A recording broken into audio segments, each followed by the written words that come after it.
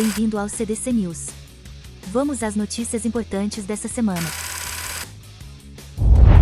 E como nós estamos tentando mostrar, para o governo americano, ele olha o mundo como o seu tabuleiro. Eu vou voltar a jogar o War, até porque vale a pena para a gente entender que para o governo americano, ao contrário do brasileiro, e é muito importante a gente entender isso, eu que sou um militar das Forças Armadas, eu posso te dizer o seguinte, Vitória, a nossa Constituição determina que as Forças Armadas elas devam fazer a defesa da pátria dentro do território brasileiro. Inclusive, para utilizar Forças Armadas brasileiras fora do território brasileiro, tem que ter autorização do Congresso.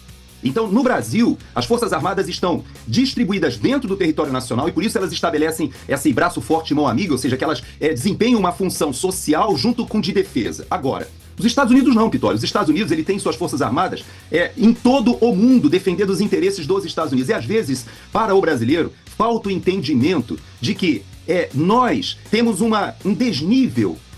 Há uma diferença gigantesca entre o tamanho da nossa economia e o tamanho das nossas Forças Armadas, até a influência política. Você sabe uma coisa, Pitório? Às vezes as pessoas não se tocam. Qual é o idioma mais falado no mundo? É o inglês. E preste atenção, mais de 1 bilhão, quase 1 bilhão e 400 milhões de pessoas no mundo são fluentes em inglês. Eu não estou falando que fala mais ou menos de The Books on the Table, não. Fluentes em inglês. E sabe o que acontece? Aqui nos Estados Unidos nós temos só 300 e poucos milhões de pessoas. Se tem 1 bilhão e 400 milhões de pessoas que falam inglês no mundo todo, você imagina a influência cultural que existe. Então, o poder, as cartas que os Estados Unidos têm na mão não são somente militares. As cartas são essencialmente culturais, psicossociais, políticas, econômicas. E é importante a gente entender que não dá para ficar de briguinha com os Estados Unidos igual o presidente Lula acha, que não vai se humilhar e traz a ideologia para um momento como esse, Pitório. Por quê? Porque o presidente Lula ele está sendo pago por você e por mim, a despeito de tanto eu quanto você entendermos que é imoral a gente ter um descondenado na presidência da República, a despeito de eu e você termos grandes críticas ao presidente Lula, mas ele que está sendo pago por mim, por você e por toda a nossa audiência para ser o presidente da República do Brasil. E nesse momento, não cabe essa questão nem ideológica, porque a ideológica é dele, de uma minoria do país, não é a ideologia da maioria do país, e não cabe essa estratégia de política externa imposta por Celso Amorim e outros ali mais próximos de Lula, querendo antepor ou enxergar os Estados Unidos como o imperialista, o Yankee do Norte.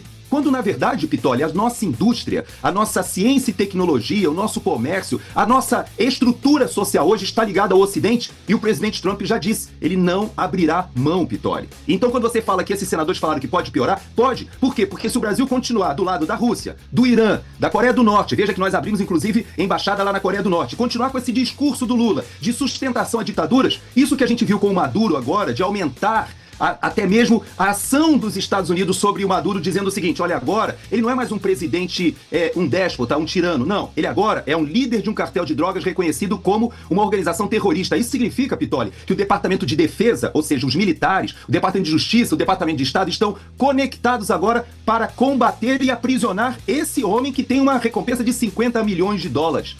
Isso daí é maior do que o PIB de algumas grandes cidades do mundo. E ele está dizendo, olha, agora a Venezuela não tem mais como caminhar dessa forma. E você acha que isso não resvala no Brasil, Pitória? O presidente toma uma decisão. Sim, com nossa recomendação. Aqui está a questão. Não podemos continuar tratando esses caras apenas como gangues de rua locais. Eles têm armamento que parece com o que terroristas, em alguns casos, exércitos têm. Eles controlam territórios. Em muitos casos, esses cartéis se estendem desde o regime de Maduro na Venezuela, que não é um governo legítimo. Nós não reconhecemos o regime de Maduro como legítimo. É uma organização criminosa, até os vários cartéis diferentes que operam no México. E no meio, você os encontra no Equador, você os encontra na Guatemala, você encontra o que as pessoas chamariam de gangues de rua, mas na verdade operando como empresas criminosas, mas muito bem organizadas. Então, o que muda é que nos dá autoridade legal para atacá-los de maneiras que você não pode fazer.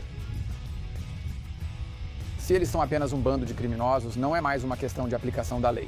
Torna-se uma questão de segurança nacional. Isso mudou o comportamento deles de alguma forma? Bem, eu não sei se já mudou o comportamento deles, mas o comportamento deles vai ter que mudar de um jeito ou de outro. Mas isso nos permite agora mirar onde eles estão operando e usar outros elementos do poder americano, agências de inteligência, o Departamento de Defesa, seja o que for, para atacar esses grupos. Se tivermos a oportunidade de fazer isso, temos que começar a tratá-los como organizações terroristas armadas, não simplesmente como organizações de tráfico de drogas. O tráfico de drogas é o tipo de terrorismo terrorismo que eles estão fazendo. E não é o único, eles também estão envolvidos no tráfico humano. Eles contrabandeiam qualquer coisa. E houve uma cooperação incipiente entre eles e algumas organizações terroristas internacionais no passado, o que representa um perigo contínuo para essa decisão.